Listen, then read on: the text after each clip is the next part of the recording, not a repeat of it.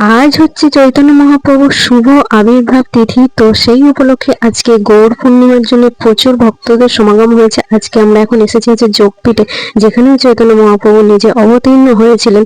তো সেই জন্মস্থানে আজকে এসেছি। এখানে প্রোগ্রামে আজকে আপনাদের সাথে শেয়ার করব। চলুন, এখন পাঠ কীর্তন শুরু হয়ে গেছে। পাঠ শুনে নিয়ে সমস্ত যা কিছু অনুষ্ঠান হবে সবই আপনারা দেখতে থাকুন। বিশ্বজিৎ বসু মহাশয় আমাদেরকে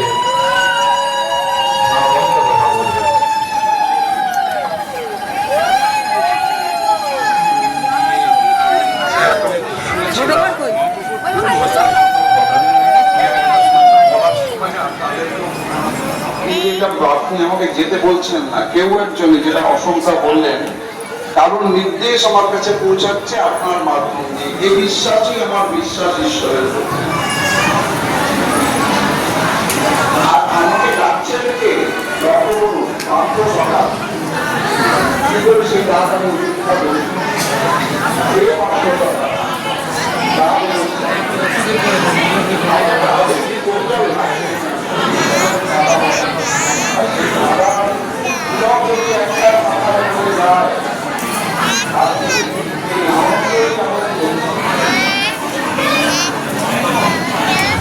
হরিনাম না করি, বিপদ আমরাই ডেকে নিয়ে আসবো। তাই বলছেন, কিবা জ্যোতি সতী কিবা নিচ জাতি, যেবা হরি নাহি ভজে, ভবে জনমিয়া ভ্রমিয়া ভ্রমিয়া গৌরব নরকে মাঝে। একজন জ্যোতি সন্ন্যাসী গৃহত্যাগ করে অনেক উঁচু জায়গায় প্রতিষ্ঠিত হয়েছে, কিন্তু হরিনাম করে না। একজন সতী নারী, তার সমস্ত সতীত্ব আছে, কিন্তু সে হরিনাম করে না। এইরকম যারা, তাই বলেছেন কিবা জ্যোতি সতী কিবা নিচ জাতি, যেবা হরি নাহি ভজে, হবে জনমিয়া ভ্রমিয়া ভূমিয়া রৌরব নরকে মধ্যে। আমাদের যে রৌরক আছে, ভাগবতে বর্ণন হয়েছে নরকের কথা, তার মধ্যে রৌরব নরক আছে। এইখানে আমাদের গতি হবে, আমাদেরকে আর উদ্ধার পেতে হবে না। তাই বলছেন, এই বিপদে কে আমারে করিবে উদ্ধার? এইরকম বিপদপূর্ণ অবস্থা থেকে উদ্ধার করার জন্য শ্রী চৈতন্য মহাপ্রভু এসেছেন, ভক্ত ভাব অঙ্গীকার করেছেন। রাধা কৃষ্ণের মিলিত তনু হয়ে ও জগৎকে বুঝতে দেননি জীবকে কি করে উদ্ধার করা হয়। তাই সাধু গুরু রূপে কৃষ্ণ আইল নদিয়া। আপনার ভারতবর্ষের সব জায়গায় ঘুরে দেখুন, এই মায়াপুরে যত ত্যাগী আছে, এরকম ত্যাগী খুঁজে পাবেন না। বহু সম্প্রদায়ের সাধুরা আছে, কিন্তু তারা ভগবানকে ডাকে না, তারা ভগবত ভজন করে না। তাকে আমি ধন্যবাদ জ্ঞাপন করছি। এইটাই আমাদের পাওনা, আমাদের অন্য কোনো কাম্য নেই। মহাপ্রভু ধর্ম প্রচার করার জন্য আমাদের সকলকে চাই। মহাপ্রভু খুশি হলেন, মহাপ্রভু খুশি হলে আমরা সবাই মহাপ্রভুর কৃপা আশীর্বাদ পাবো। এই আশা আকাঙ্ক্ষা রেখে আমি আমার বক্তব্য শেষ করছি। বাঞ্ছা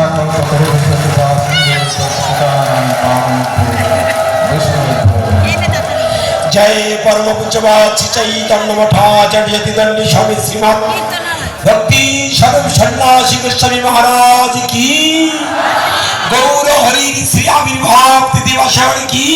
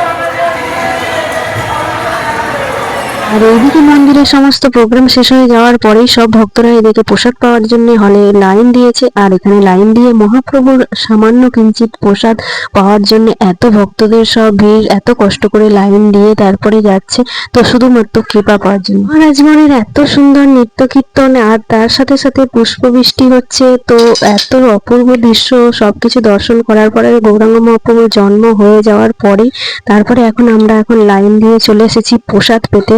আজকে মহাপ্রভুর প্রসাদ যেহেতু ব্রত আছে, তো ওই জন্য সেই ব্রত একাদশীরই প্রসাদ আজকে দেয়া হবে, তো সেই একাদশীর প্রসাদ পেতে আমরা এখানে ঢুকে পড়েছি অবশেষে। আর এখানে প্রসাদ দেওয়া হয়ে গেছে, লোক অনেক হাজার হাজার ভক্তরা সবাই এসেছে, তো সকলেই আজকে যেহেতু ব্রত একই প্রসাদ সবাইকে দেওয়া হয়েছে। এই দেখুন আজকের প্রসাদ গৌরাঙ্গ মহাপ্রভুর প্রসাদ ও অমৃত সমান্ত। এইদিকে আমরা প্রসাদ পাওয়ার পর তারপরে এখন চলে এসেছি হচ্ছে মহাপ্রভুকে আর একটু ভালো করে ফাঁকায় দর্শন করার জন্য। তো এখানে সচিমাতা দেবী জগন্নাথ মিশ্র তার সচিমাতা দেবীর কোলে হচ্ছে যার আজকে শুভ আবির্ভাব তিথি, যার উদ্দেশ্যে দোল পূর্ণিমা, এত মায়াপুরে মহা ভক্তদের সমাগম, এত বিশাল করে আয়োজন, চারিদিকে হরিনাম সংকীর্তন, সেই মহাপ্রভুর আজকে হচ্ছে শুভ আবির্ভাব তিথি, জন্ম মহোৎসব। তো সেই উপলক্ষে যোগপীঠে বিশাল আয়োজন হয়েছে, তো সেইখানে আজকে আপনাদেরকে সবকিছু দর্শন করালাম, অনুষ্ঠান যা যা হয়েছে। আর এখানে মেন যে গৌরহরি আছেন এবং বিষ্ণুপ্রিয়া লক্ষ্মীপ্রিয়া দেবী সবাইকে দর্শন করে নিয়ে এখন চলে যাচ্ছে বাইরে যোগপীঠের যে চূড়াটা, সেটা আপনাদেরকে দর্শন করাচ্ছি। মহাপ্রভুর আবির্ভাব হবে বলে পূর্ণিমাও কিন্তু এত সুন্দরভাবে সেজেছে, তার লাইট আলো দিয়ে পুরো দেশটাকে এত সুন্দরভাবে আলোকিত করে তুলেছে। তার সাথে সাথে এখানে মন্দিরের এত সুন্দরভাবে লাইট দিয়ে চারিদিকটা সেজে উঠেছে, তো পুরো মায়াপুর জুড়ে চারিদিকে নাম সংকীর্তন, শুধু মহাপ্রভু জন্মগ্রহণ করবে বলে এত শুভ লগ্নে, তো সেই আনন্দ চারিদিকে ফুটে উঠেছে, ছড়িয়ে ছিটিয়ে রয়েছে। আর আজকে সেই জন্য আপনাদেরকে যোগপীঠের চূড়াটা দর্শন করিয়ে দিলাম, কারণ মহাজনগণ বলেন চূড়া দর্শন করলে তার ভগবানকে দর্শন করার সমান হয়। তো আজকে এখন আমি প্রসাদ পেয়ে বাড়ি চলে যাচ্ছি। ভিডিওটা এই পর্যন্ত। ভিডিওটা কেমন লাগলো অবশ্যই জানাবেন। সবাইকে হ্যাপি হোলি, হরে কৃষ্ণ।